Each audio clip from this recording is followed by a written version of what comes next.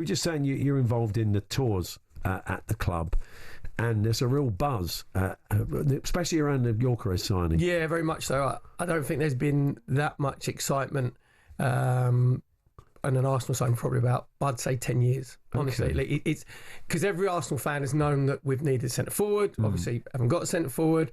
Then it was a drawn out process, whether Gyokeres was going to sign or not. I was with Anders Limpar about 3 weeks ago in Bangor for the Arsenal Supporters Club, and he said, don't pay, because obviously Swedish, he knows him, knows of him, he's an Arsenal fan. He said, don't worry, he'll be coming to Arsenal. So I was quite calm about it all, and then you realise it was the agent who was asking for too much money, and Gyokeres says, oh, by the way, you work for me. You're not telling me what I do and I don't do. So then he pulled his neck in. So if you're playing for Arsenal up front and you've got anything about you as centre forward, you should be getting 20, 25 Premier League goals a season because of the chances that we can create. Yeah. And I was saying to you earlier, I hope sometimes we can be a bit paint by numbers. Now, maybe that was because we didn't have a natural centre forward, because Mourinho was playing there, obviously dropping deeper. So in the wide areas, and that's why I think that Madueke's been bought, because I think he'll play more on the left-hand side. He's very good 1v1s, and he goes on the outside with his left foot, so it changes the angle of the opposition, sort of back four or back five. So, the business has been very, very good. And for what you'd say squad players, like Kepa, obviously he's a massive upgrade on Neto. As, at the moment, the number 2. Norgard coming in as well. Yeah. I mean, you got both of those two for 15 million quid. Andrea Berta, who is obviously the new sporting director, that is someone who knows their trade. Whereas in the January transfer window, we had Jason Ato there, who is not as experienced as Andrea Berta, and how to deal with different people. Yeah. Maybe the contact's not there. Well, that's thoroughly depressed me, Perry, understandably, as a Tottenham fan. But no, I think Gyokeres, it's an interesting one, isn't it? Because there's two schools of thought. There's people saying, well, he scored goals in Portugal, he scored goals in the Championship. There are no guarantees. But I know you've been crunching the numbers. You've been watching a fair bit of him, and you've been impressed. You think he'll hit the ground running? Well, the thing is, Dance and myself, Ian Danta, are on the same wavelength here. There's a snobbery about the Championship. Oh, we see that in a lot of players. Because we saw it in Andy Robinson and Bowen and lots of players. Jared Bowen, who started off obviously at Hereford and then to Hull and then West Ham, England.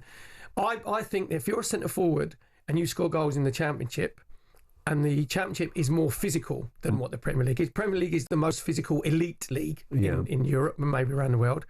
But if you can handle yourself in the Championship, so basically he learnt his trade playing for Coventry up front and scored 20 plus goals in his second 2 seasons. He'll be coming up against better defenders. He will be, but then he's going to get better service and he's playing with better players. Yeah. So he's not going to be feeding on as many scraps that he was at Coventry City. Yeah. So he'll get better service. I think what will happen is you'll see Kai Havertz, obviously Gyokeres will play up front. You've got the option of Kai Havertz, obviously playing as a centre forward as well. So what he needs to do, because of the big signing and because of all of the hype around him, then you need to score. You need to score in your first 2 games. Yeah. Because if you haven't scored after 3 games, I remember Alan Smith when he signed for us, he didn't score for 3 league games, and in the papers are going, waste of money, can't handle it, now he's going to sign Kerry Dixon. And Smudge is like, hold on a minute, I've only played 3 games. Yeah. And you end up being top scorer at the end of the season. So there's going to be this pressure, and obviously then you're going to, that end of the scale where someone who's learnt their trade and he's 27 at peak times, and then you can talk about Max Dowman, who's obviously at the other end. We are going to talk about Max Dowman. We just heard in that little section at the top, really, his name mentioned. He's only 15-year-old, but he's quite a buzz. There's been a buzz about him for a while, and Perry will come on to that. It's pre-season friendly with Spurs tomorrow in Hong Kong, and Mikel Arteta has been talking about him.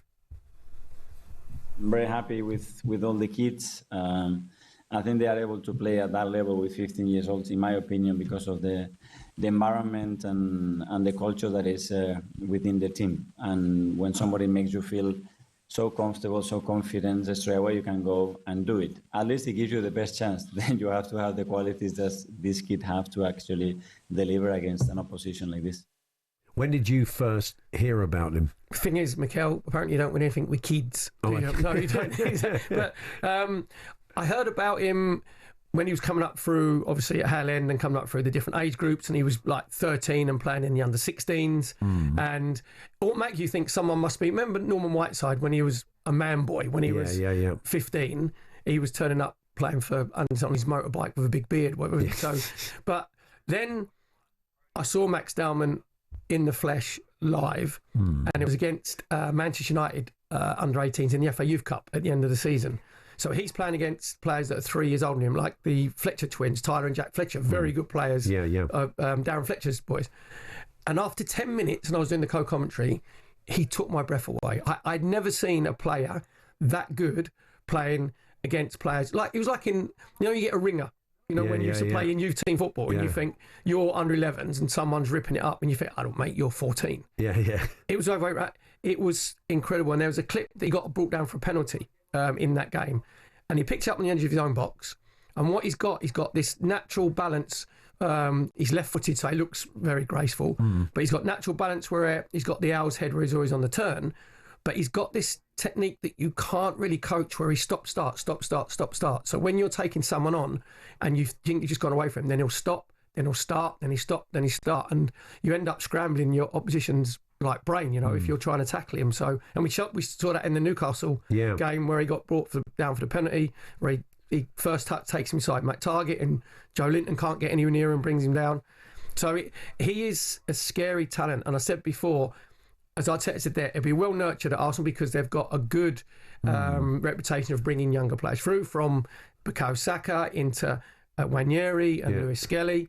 So they're nurtured very well. There's a school of thought that says get them out on loan, get them regular game time. But there are certain players that doesn't happen to. And you sense that he's unlikely to go out on loan. No, he's too good at the moment for that.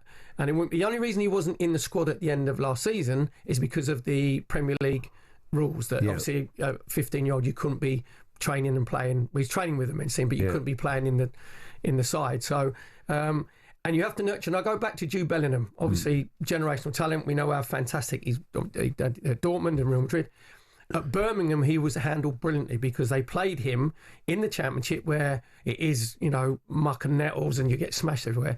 They played him sort of left wingish, so he could just stay out of the main maelstrom of where it's all going on, and he could learn his trade because they wanted him to develop physically before they played him more central.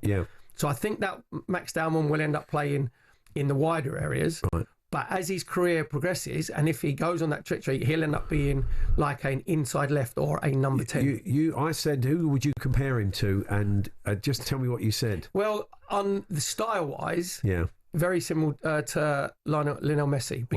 Only because of left-footed, same sort of build, but balance and the way. I'm not saying he's going to be as good as Messi, because Messi, obviously, one of the greatest players of all time. And there are no guarantees at 15. None at all. The only thing that I would say with Max Dowman is he's got a good background to him. The only reason he won't make the level that he should do with his talent is if he's unlucky with an injury or injuries, or his attitude isn't right. And for all the reports that I'm hearing about him, he's a very well balanced, level-headed young man off the pitch. Right. Okay. So as long as he stays like that, and he sees like Bukayo Saka, who's a brilliant example, he sees Lewis Skelly and Nwaneri, where you just calm down and you make sure you're humble off it. Then he's got honestly, the world's his lobster, as Del Boy would say. Brilliant. On AM, on DAB, via the talkSPORT app, and on your smart speaker. talkSPORT.